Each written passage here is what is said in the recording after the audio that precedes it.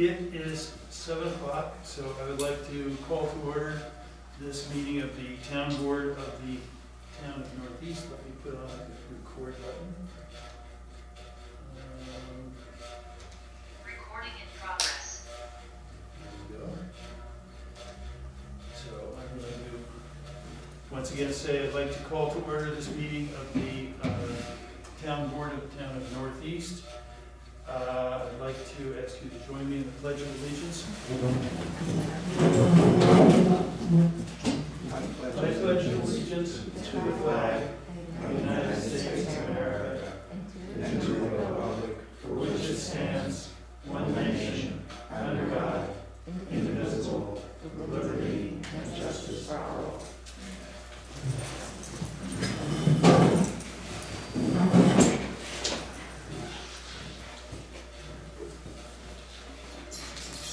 Thank you. The next item will be the roll call. Tilly, can you conduct the roll call, please? Supervisor Cannon, Here. Councilman Fidelli, Here. Councilman Midwood, Here. Councilwoman Morrison. Here. Councilman Cooper. Here. Very good, thank you. The agenda has been distributed to the board, so could I please have a motion to approve the agenda? So moved. Second. Moved by Ralph Fidelli, seconded by John Midwood. All in favor? Aye. Aye. Thank you.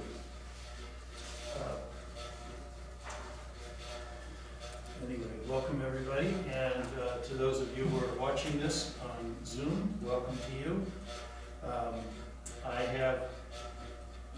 I'm happy to tell you that we're moving towards having a system which will enable us to be interactive.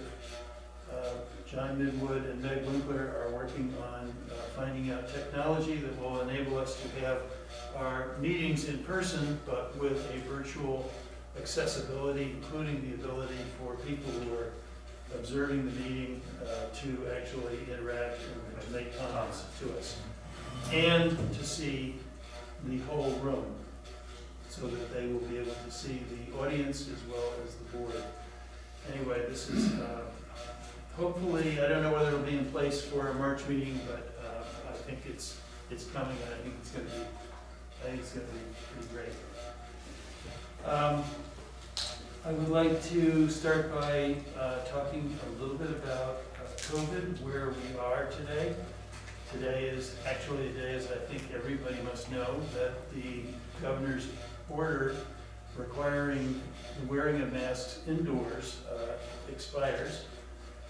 And if you look at the statistics on the Dutchess County COVID dashboard, the statistics are really very encouraging. If you look at the incidence of COVID in Dutchess County for the last 2 years, there was definitely a bump in 2020. There was another bump in 2021. And then there was a huge bump at the beginning of this year, which eclipses anything we saw before. That huge rise has now gone virtually all the way back down to the bottom. And the statistics for the town of Northeast and for the surrounding towns are really very encouraging. 0 to 5 cases now in Pine Plains, Stanford, Northeast, Armenia. So it's good news. As everybody knows, town hall has been locked so that people with appointments there could enter, but only with an appointment. And we have requested that people coming into town hall wear a mask. One comment I'd like to make is that other towns which had orders that people had to wear a mask in town hall had a lot of issues. In our town hall, we've really had none. And the fact that we simply asked people to wear masks meant that people thought, okay, that's fair. We will continue to ask people to wear masks through the rest of the month in town hall, out of an abundance of caution. see where we end up at the end of the month, but I'm hopeful that we will be able to have a more open and welcoming town hall and more fun to work in by the end of the month, the beginning of February. We have distributed, we've had 2 distributions of COVID-19 test kits, which we have done in conjunction with the Village of Millerton. We did one distribution down at Village Hall, and we did another one at the American Legion. We did them together. They were very successful. We had cars lined up on Route 44 trying to get into the Legion to pick them up. Since then, the demand for COVID test kits has subsided quite a bit. And at the same time, the town has received a number of test kits. So we now are sitting with quite a few test kits. They're in the town clerk's office. They are available, 1 per address, for any, and without charge for anybody who would like them. So we are putting out the word that come and get them. They're there. Another bit of news is that there are new legislative districts which have been announced, for which apply to the town of Northeast. We are in somewhat different New York State legislative districts, but our representatives there remain the same. So Susan Reno in the Senate, Dean Barrett in the Assembly will still represent us. However, we are now in a different congressional district, and assuming that the redistricting plan is not changed in court, we will have as our representative Congressman Sean Patrick Maloney, who's represented the 18th district, which is south of us. We've always been sort of borderline between 2 congressional districts, and Congressman Delgado's district moves to the west and up, and we are now in Congressman Maloney's district. I have already reached out to him and told him that we would really like to see him up here. We'd like for him to know about the northeastern corner of Dutchess County, and I've extended an invitation to him to come up here, and if he would prefer to meet with a number of other towns, I've said I'd be happy to organize for the towns around us. Like last meeting I talked about, or we talked about, the proposal we've had from a small company to survey broadband accessibility in the town. As the board will remember, we did a survey which was passed out to residents last year. We got a fair number of responses back, but people, I think, are somewhat tired of being surveyed, and we tend to only get surveys back from the same people who've been surveyed before and before. This outfit, which has worked up in Columbia County, does it in a very different way. They literally drive down every single road in the town and look at the wires. And based on that and knowing what is going through different wires, they can determine whether an address has broadband accessibility and what level it is. We talked about it at the last board meeting. We've had a proposal to do this work from Broadband Solutions .us, and I have given them the go-ahead to do it. We have ARPA money, which was designated exactly for this, water, wastewater, and broadband. So this $4,000 will be put to work as soon as possible. I want also, I'm going to talk a little bit more about housing, but I know that we have a militant, police department here, and I know you have a report to give us. All right. I did receive a report just before we started, Okay. but it wasn't time for me to print it out. Sure. Yeah, copies here for everyone. So you wait.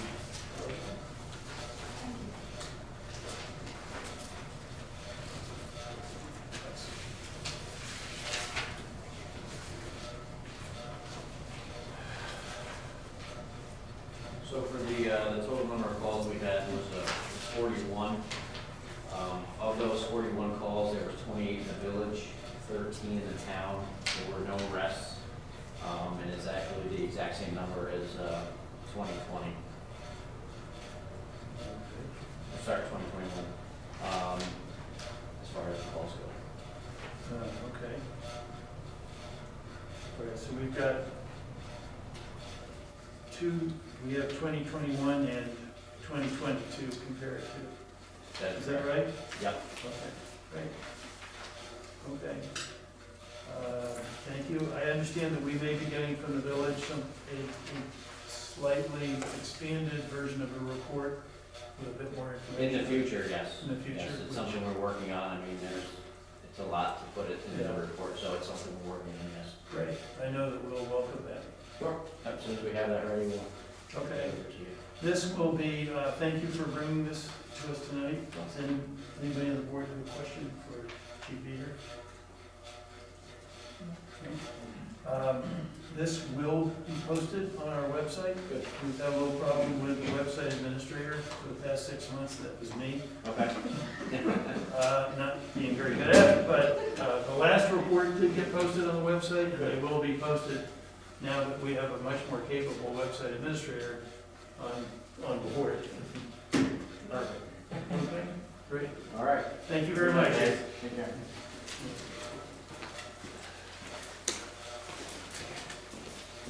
Very quickly, I'm just gonna mention that in terms of the highway garage, as the board knows, it has been put out to bid.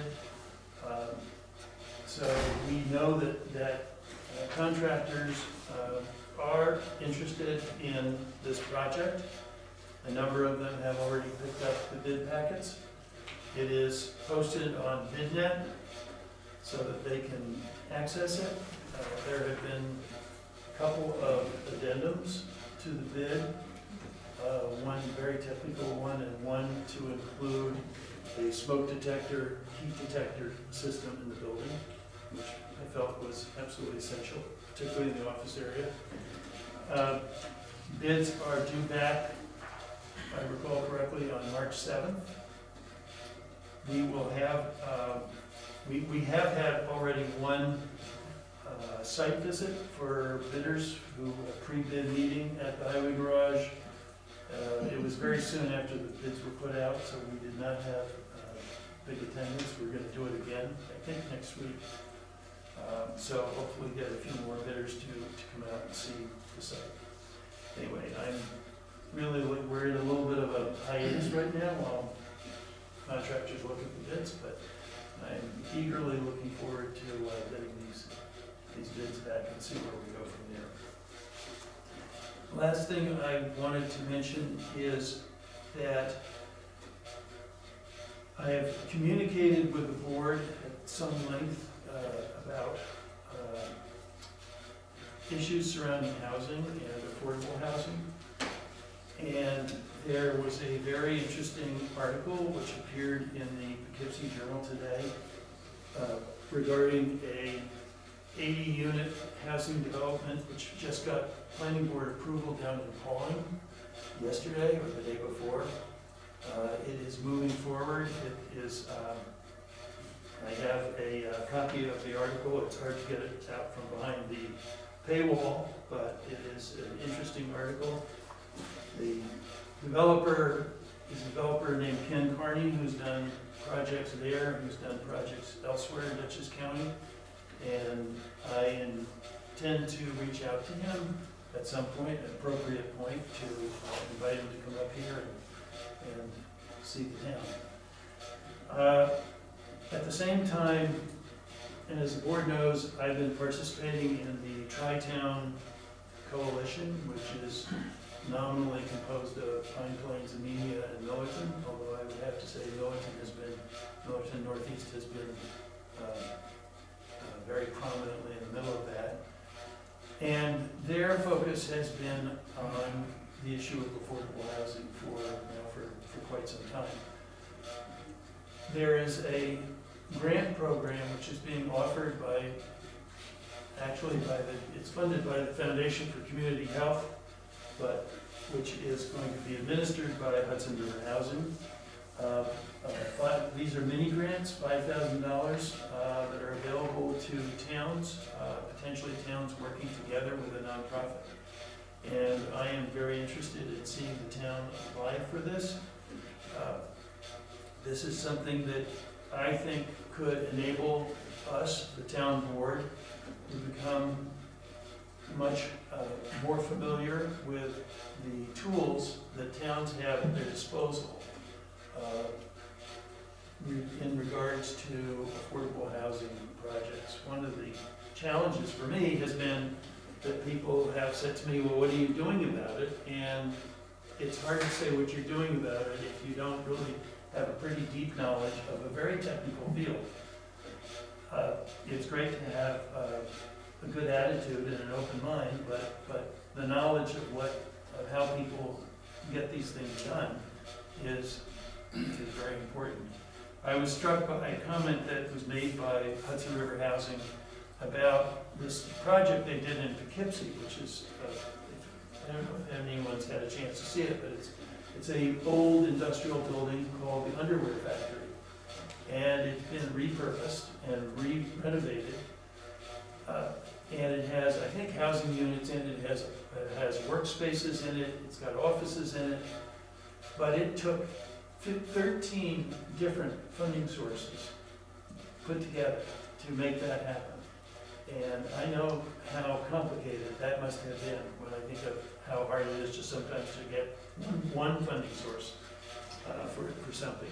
Anyway, I am hoping that with a mini grant we can put on an event with people who can help us to better understand the different tools that we as a town government have for looking at affordable housing. We'll be coming back to this definitely in the future. I think that's it for now. We've had a report from the police. Rob, do you have anything you want to share with us regarding how the highway department is coping with the challenges of the winter? We're doing very well, actually. Snow and ice control has been keeping us very busy. We've had minor breakdowns, but have been able to get them up and running very quickly.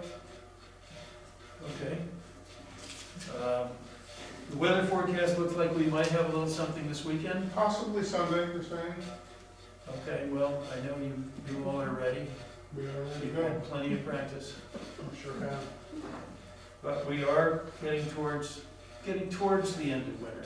We're not there yet, but we're closer to the end than the beginning. We certainly are. Thank you, Bob. Thank you. Assessor, Catherine? Hello. Hello. So this time of the year, I have just a couple of things. First is exemption deadline of March 1st is coming up really quickly, so I just want to get that word out there. We did give the low-income seniors a reprieve this year. Last month we passed a law saying that they didn't have to submit applications. So that's one batch that I'm not looking for, but all other exemptions, agricultural, nonprofit, any new exemptions need to be submitted by March 1st. Also, March 1st, we call it in the assessment roll taxable status day. That is the date at which whatever has been built on the property can be assessed. So if the house is half built on March 1st, I have to assess it as half built, even if it miraculously gets finished March 2nd. So that is an important day, and that's the day that people can come, check their records, make sure that I'm assessing the correct things, and then my assessment roll will be coming out in the next couple of months. So that's the data portion of it. The assessment portion of that comes from the market, from sales. And as anyone that's paying any attention to the market knows, our real estate market, not only in this town, but across the county, across the state, across the country, has been pretty much exploding. We are still in the process of analyzing the numbers, how much of the increases that we've been seeing. Initial reports were 15 to 20% variety. So I just kind of want to throw that out there, not to scare everyone when the time comes. But I am still working on analyzing. I will have, hopefully, a nice, good, big presentation for you next month when I have my numbers and explain to you what this all means and what it will mean going forward for the assessment roll, for taxes, and everything. I will mention briefly that increases in assessments don't equate to increases in taxes. Assessments are merely your proportion of the tax pie. So if the pie gets bigger, your little slice of the pie still remains the same. So not to worry if we determine that the whole town has to go up 50%, your taxes should stay the same because you're only paying the portion of the budget that belongs to you. So just want to throw that out there. Keep everybody calm, but get the information out there. Get you guys acclimated to the fact that things will be changing this year for certain. But I will have a very good report. I'm going to put together sales to show what the market has been doing, and all the analysis that the state also provides to us, because they all check my work.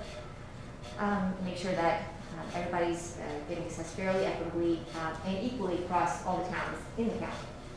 So that's where the state comes in, and they're always checking my work. So I'm going to share with you their analysis, my analysis, actual market data, and we'll have a big presentation. If there's anything else you want to see or want me to discuss at the time, I'm happy to hear from you, and anybody in the public that has any questions, I'm always available. Great, Andrew. Does anybody on the board have a question for the assessor? Sure, go next. Yes, please. And lastly, I just have some executive action later, so if we have 5 minutes at the end. Well, we'll look forward to getting a report from you at our March board meeting. Hopefully we will be doing that back in town hall. Hopefully we'll be doing that without masks so that we'll be able to hear you even more clearly, Great. which would be great. Thank you. But I have to say that I, having now gotten to know a lot of the other town supervisors and other towns in the county, feel very comfortable that we have a great assessor's office in our town. Thank you. I know other towns are eager to steal you away. That's not going to happen. Never.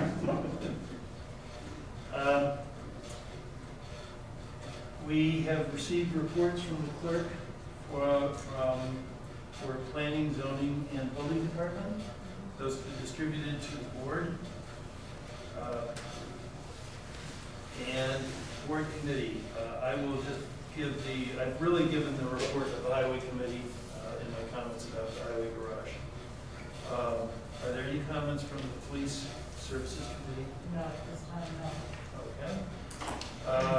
Or from the recreation committee? No, this time, no. All right. The next item on the item on the agenda is a discussion of snow and ice covered road clearing. And Mary Lynn Caligaris called me up and expressed her interest in our having a conversation about sand and salt, particularly salt. And it's something I'm very interested in. I think we all know the downside of salt. It's corrosive. It gets into our water systems. It is terrible on concrete sidewalks. And part of the reason we have to rebuild the sidewalks. It gets trapped into buildings, and it's just generally nasty stuff. It, however, is critical to melting snow and ice on our roads. And I know that other towns have found other ways of dealing with it. None of them, I think, do so without some salt. But Mary Lynn, did you want to make a presentation? No, I wanted to talk a little bit about the research that the Carey Institute did on this subject, fairly recent. And I think, Bob, did you go to some presentation that Carey did on that? I've been there twice. Yeah. And I think Kathy Chow, That was there. yeah, because she wrote me that she's very interested in this as well. And it's not only, it affects the structures, like you mentioned, but it also affects, which is my concern, the environment. And the ecosystems in this beautiful place that we live in. And it takes decades for the salt to get out of the environment. So it affects the wetlands and the creatures in the wetlands. It lands up in our lakes and not only settles in the bottom in the sediment, but it also is stratified in layers of water and prevents that water from, in the spring, sort of cycling and getting oxygen for the plants and organisms that live. And eventually, if we don't do something about reducing the amount of road salt that we use, it's going to destroy them. It's going to destroy the wetlands, it's going to destroy the water, the streams. I have a stream going through my property. In addition to corroding the cars, but you know, you can fix the sidewalks, you can fix the roads, you can fix the parking lots, but it's not so easy to fix the environment. And this report, I believe I gave the clerk the report from the Carey Institute. I gave Chris a report that they wrote on how municipalities. That's not the only one. There's another one that's this one. I have a lot of information. This one. This is the Carey Institute report on race. Did you get this? I think I have that. No? Then I'll get it to the board members. That would be great. If we could Because get, it suggests things that can be done. One of the things that can be done is costly, is brining the roads with a solution that contains 23% of road salt. And reduces the amount of salt needed by 75%. It's a big reduction. Municipalities are doing this, and you can contact the municipalities and find out, get some ideas on. It may cost as much as $35,000 to buy a briner, something you can buy a brine, or you can make it yourself. And evidently it pays for itself in less than 10 years. So there's a brine maker and then there's a brine spreader, which goes in the back of a truck. And those cost, depending on the number of liters or whatever, not liters, but liters you put in it. So there is an initial investment of probably close to $30,000. I have literature on that as well. Yeah, I should just come and talk to you, Chris, and show you everything I have, and you can Xerox what you want. yeah. There was a study done in 2018, this was interesting to me, of Dutchess County, and they found that wells in the county reached sodium levels as high as 860 milligrams per liter. What the federal government and state government recommendations are 20 milligrams for people on low sodium diets. This is Dutchess County. And another study in 2018, they found that 24% of the wells in New York were contaminated with road salt. So this document has suggestions, brining is one of them, identifying places where water is, streams, lakes, and keeping the salt away from those areas, perhaps choosing not to put salt down in those areas. I know sand is a problem, and because you have to collect it afterward, but it clogs things up. But you can collect it, whereas you can't collect the salt.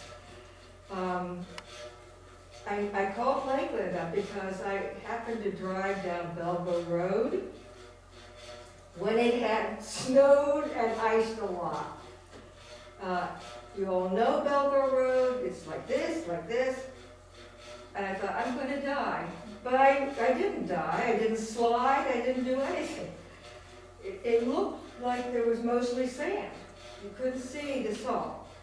And I asked the guy over there, what's the ratio of sand to salt? And they said about 7-to-1, sand to salt, 1.5. So, I guess that's another possibility, using more sand. But I think the brining solution seems to be the best one right now, to reduce, not eliminate, but reduce the amount of salt that we use on our roads. Please be aware that the salt is untreated and contains, I'll give this to you too, a lot of bad stuff. Lead, iron, aluminum, and phosphorus. And they also add cyanide to it to keep it from caking. So when I'm watching my dog lick its paws, after it walks through the village, which is like incredibly, I met Chris the other day, it's just on one side of the road, it's just a sheet of thick salt. So I think it's an important issue. I'm mostly concerned about the environment and the effects on the environment. And I would like, I guess why I'm doing this is I spoke to the village on Monday.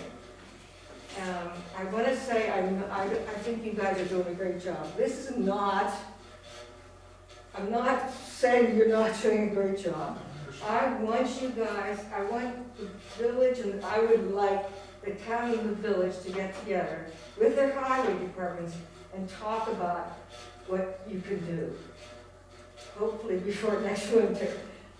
This has been some winter. Salt will do nothing if the road is 15 degrees and lower. It will not melt the thing. It needs to be higher than 15 degrees Fahrenheit for it to work. So I guess that's what I'm going to say about this, and I'm hoping that, I know Jen, not the mayor, said that, I said to her, what are the next steps? And she said, well, I guess our highway department will get together, and you and she will probably get together. And I hope that happens, and I hope it happens soon. Great, thank you, Mary Lynn. It's an interesting and real challenge. Yeah. I fully agree. One doesn't want to go out. In a perfect world, we don't go out and just spread tons and tons of salt everywhere. I know that there are other entities in the county which do some brining. I know the state does some. And brining is, you actually can see it on the road before, after they put it down. It's white lines that kind of you see on the road. Bob, what other entities do brining? The town of Rhinebeck just started this year. Okay, so did they did they have to retrofit one of their trucks for this? Or buy a special truck? I'm not sure about the truck. I know they bought the equipment and they make their own brine. Mm-hmm. But as far as the truck, I'm not sure if they're using the existing one or how they did that. Okay. The different tanks, I mean, you can buy a tank that would fit on whatever you already have. Oh, absolutely. But you have to also think about, well, the village has to be done too, So it's not something that you could do with a Meania or somebody else and share the cost. I don't think you'd want to be sharing those machines with another municipality. Yeah, well, we work closely with the village, and you know, that's certainly something that we can do. They obtained their sand and salt from us, so this is something we can definitely work on with them. I'm interested in finding out what we can do to change that. I know that I have received unsolicited advertisements from companies that have different products aimed at this. One of them was for wood chips, a company that sells wood chips, and they think that that's what we should be. They use beet juice, they use molasses, corn syrup, I mean, there's a lot of organic stuff. There are issues with that too. So, you know, Well, we'll look into it. I appreciate your coming and talking about it. I know that Jen and I will be talking about it and hopefully get together with Bob and with Cole and see what's out there. You know, the unspoken aspect of this is it also has to be something that we can financially do. well, And that's probably grants might be why, available, I guess, it's the Yeah. other one, but grants might be available, and I certainly would be willing to help great. look into that. Right, well, I appreciate it, and any of that information that I don't have, if you could drop that off at Town Hall or give it to Tilly, and it'll get to all of us. Anyone, any further comments, questions? No, I'm sure you can see what the, yeah, research we have. Yeah. Thank you, Mary Lynn. Thank you.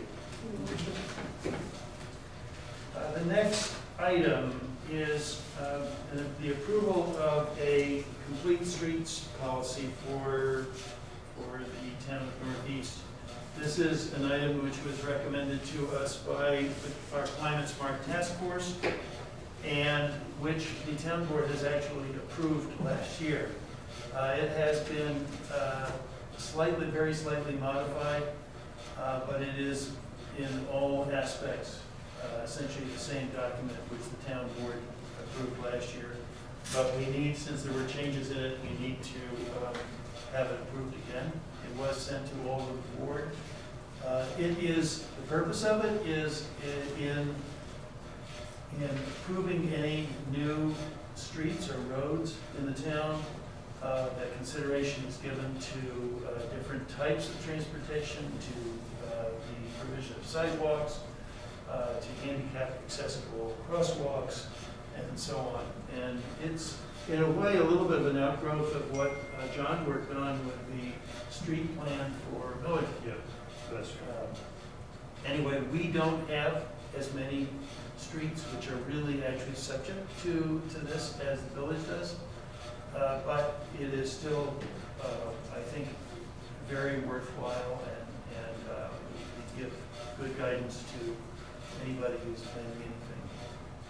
So I would like to, since you all approved it before you received it, ask for a motion to approve the revised complete streets policy.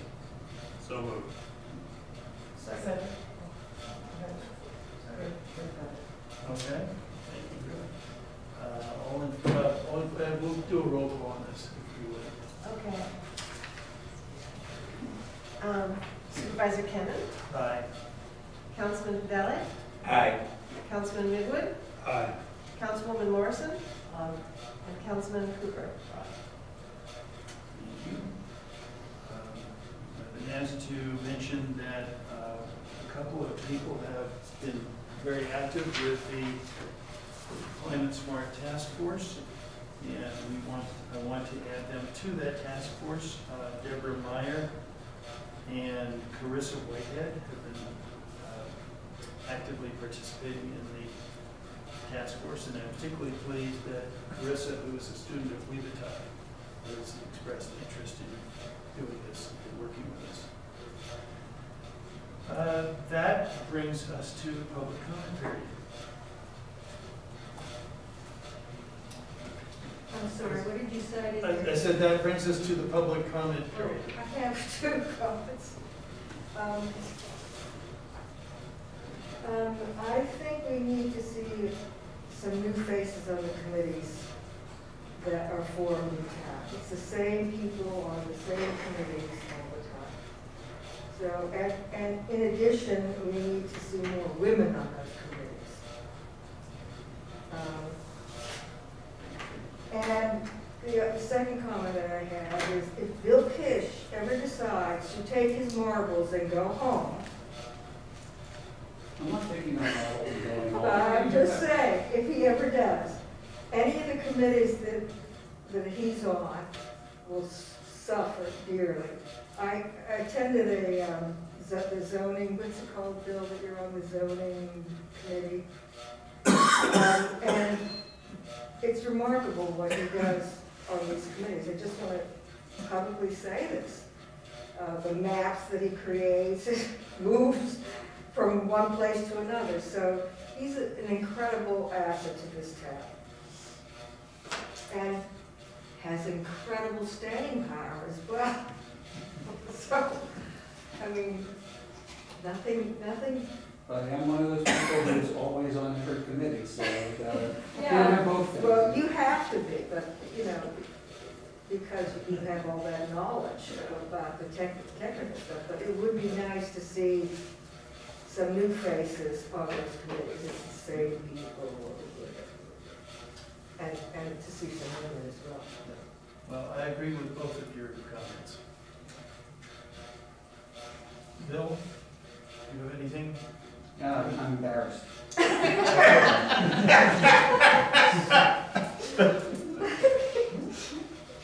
I'll take that as a no. You know where to find us. But if you do, I mean, I'm wide open, so. No, I'll just say that I thought that Mary Lynn's presentation was really interesting. And, yeah, if you have any salt equipment which is nearing its end of life, I hope that you'll be looking towards updating it with more modern equipment. Yeah. No, I think this is the kind of thing that we should be looking at. I agree about, where it is. I've already complained to my landlord, just so you know. Called him up and said, there's way too much salt being put down on the sidewalk. Interestingly enough, Climate Smart is also interested in this as well. Kathy Chow talked to me about it, and I'm probably gonna go to the meeting, this month. Next week. Yeah. Kathy Chow is on the Zoom meeting, so Oh, hi Kathy. she's listened to you. Yeah, it's important. Good. And I hope we can buy those two things. Okay, let's move on to the supervisor's report. We do not have a budget adjustment tonight. I have a special abstract dated February 7th, 2022, totaling $843.41, broken down as follows. A fund, $843.41. Could I have a motion to approve the special abstract? Motion by Lana, seconded by John. All in favor? Aye. Thank you. I have an abstract dated December 30th, 2021, totaling $1,618.94, broken down as follows. A fund, $882.10. DB fund, $736.84. Could I have a motion to approve the abstract? So moved. Motion by Ralph. Second. Second by Griff. All in favor? Aye. Opposed? Motion carried. I know Tilly wanted to hear the ayes and the noes, so you'll get them.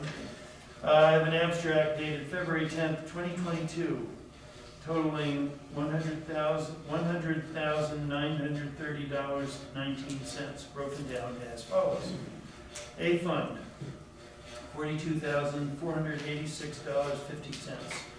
B fund, $103.50. DB fund, $57,981.60. Capital projects H1, $110. payroll T&A, $248.59. Could I have a motion to approve the abstract? So, Second. All in favor? Aye. Okay. Thank you. The voucher committee for March 2022 will be Ralph Fidelli and Chris Cooper. And I believe we have minutes to approve from the meeting of January 13th. Those are the only set of minutes?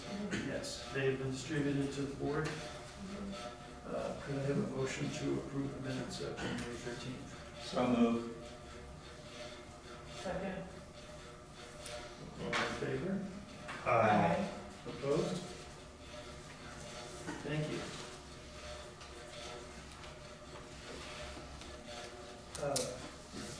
Council is not here, was not needed, but we will be going into an executive session to meet with Catherine regarding some certiorari, you can never remember.